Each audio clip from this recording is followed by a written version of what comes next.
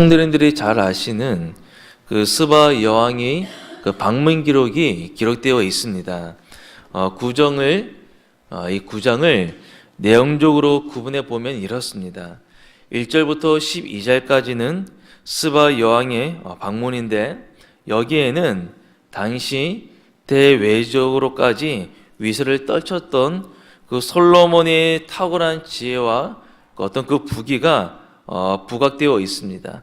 13절부터 28절까지는 그 솔로몬 왕의 그 지혜와 부가 어떻게 드러났는지 그 구체적인 예를 하나하나 들어 언급을 합니다. 금이 나오고 또 예물도 나오고 군비품 등이 제시되어 있는 것이죠.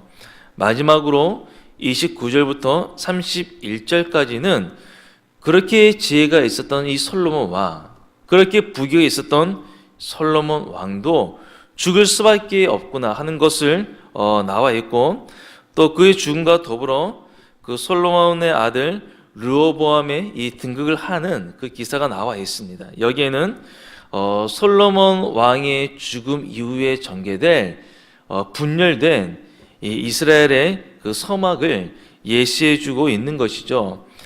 그런데 이 역대하 9장을 열왕기상 10장이나 그 11장을 비교해서 보면 좀 내용이 강조하는 면이 다르다는 것을 우리가 좀 알 수가 있습니다.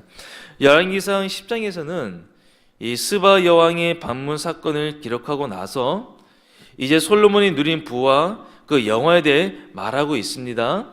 그리고 여기에는 나와 있지 않는데 우상을 숭배한 사건과 솔로몬이 언약을 파기했기 때문에 그 받은 징벌에 대해 기록하고 있는 것이죠.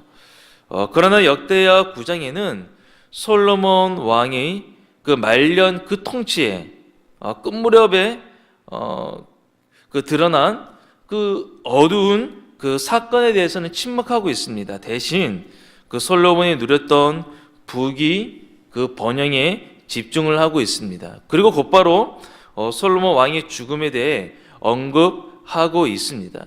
그래서 열왕기상에서 솔로몬 왕의 그 부패에 어느 정도 그 강조점을 두었다면, 이 역대하는 하나님의 주권과 능력을 강조할 뿐만이 아니라 솔로몬 그 왕국에 장차 도래할 그 메시아의 그 왕국으로 소개하고 있다고 보면 될 겁니다.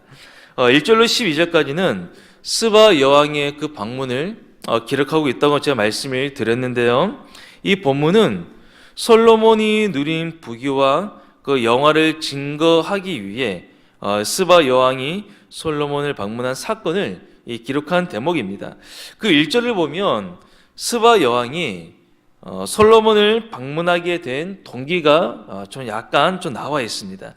스바 여왕이 솔로몬의 명성을 듣고 와서, 이 스바 여왕이 솔로몬의 명성을 듣고 왔는데, 소문을 듣고 왔는데 정말 대단한 겁니다. 그래서 솔로몬과 그의 왕국에 대해 경탄을 하죠. 4절에는 스바 여왕의 정신이 황홀했다고 묘사를 하고 있습니다. 이에 이어서 그 솔로몬에 대한 찬양과 그 결과 또 많은 예물을 왕께 드린 것에 대해 말하고 있습니다. 우리가 본문을 통해 알 수 있는 사실은 여호와께서 주신 지혜를 받은 사람에게는 사람들이 모인다는 겁니다.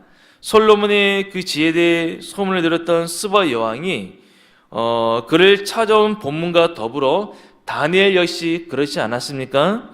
그의 지혜에 대한 소문을 듣고 이방 왕이 다니엘을 불러들이기도 했습니다. 지혜는 참 중요합니다.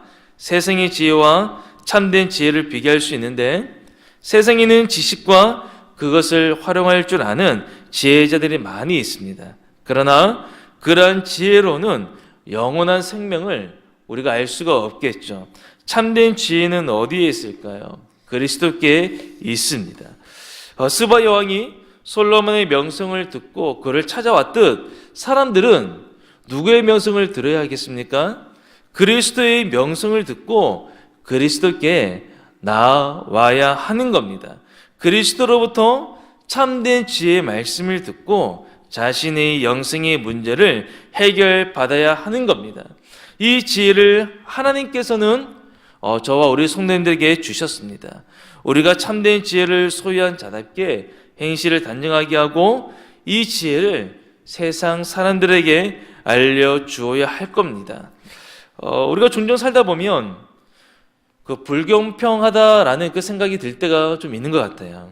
어떤 사람에게는 외모도 주시고 또 물질도 주시고 건강도 주시는데 나는 아무것도 없다는 생각이 들 때가 있습니다.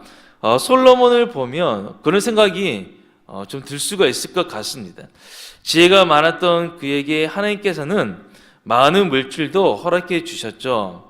여기서 잘 보아야 할 것이 있습니다. 그게 뭐냐면 지혜와 물질을 서로 함께 놓고 무엇이 더 좋은가 하고 생각해야 한다는 겁니다.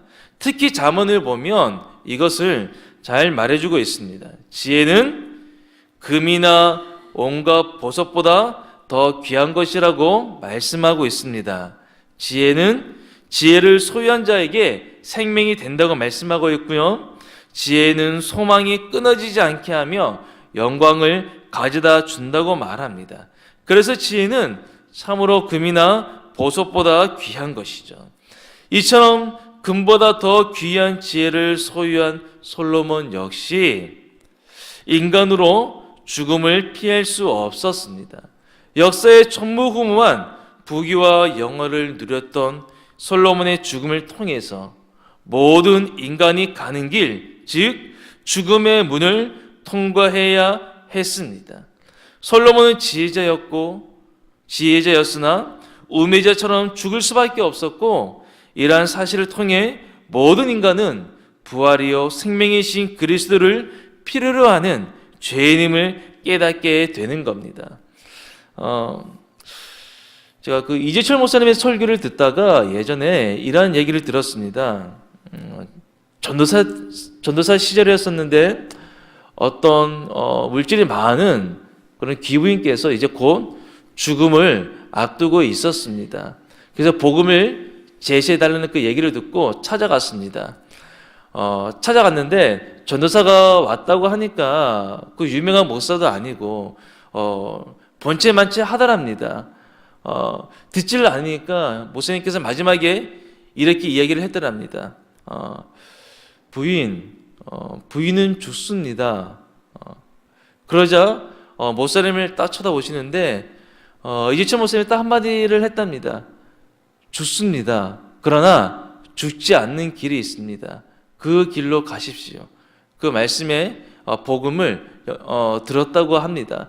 이 솔로몬 역시 얼마나 많은 부귀가 있었습니까? 지혜가 있었습니까? 그러나 이 솔로몬 역시 죽을 수밖에 없었던 것이죠. 그러므로 우리는 그를 영화롭게 하신 하나님을 경외하고 그분을 사모해야 할 것입니다. 우리도 역시 부활이요 생명이신 그리스도를 필요로 하는 저희들입니다. 이 그리스도를 붙잡고 오늘 하루도 살아갈 수 있는 저와 우리 성도님들이 되시기를 바랍니다. 기도드리겠습니다. 오늘 말씀을